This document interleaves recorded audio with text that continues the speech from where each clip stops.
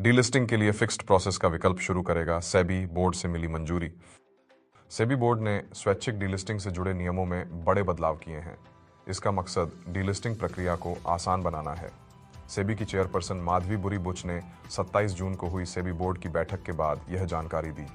बुच के मुताबिक बोर्ड ने रिवर्स बुक बिल्डिंग के लिए फिक्स्ड प्रोसेस को विकल्प के तौर पर पेश करने का फैसला किया है।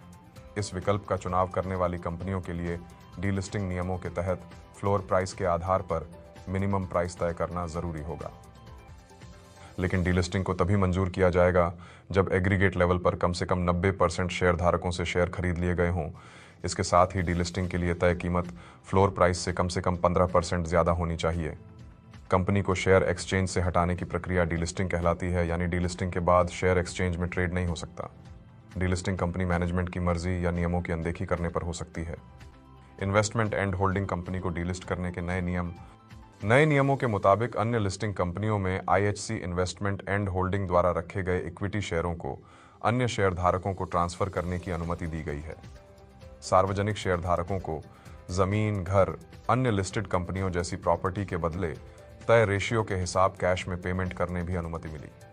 सेबी के डीलिस्टिंग नियमों के अनुसार शेयर होल्डर्स पोस्टल बैलेट और ई वोटिंग के जरिए जरूरी बहुमत के साथ अप्रूवल और स्टॉक एक्सचेंजों की तरफ से सैद्धांतिक तौर पर मंजूरी मिलने के बाद डीलिस्टिंग प्रक्रिया आगे बढ़ती है।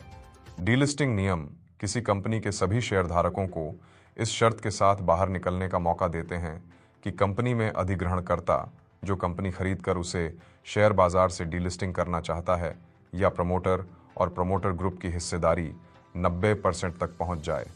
इसका मतलब यह है कि किसी कंपनी को सफलतापूर्वक डीलिस्ट कराने में उसके पब्लिक शेयर होल्डर्स की अहम भूमिका होती है।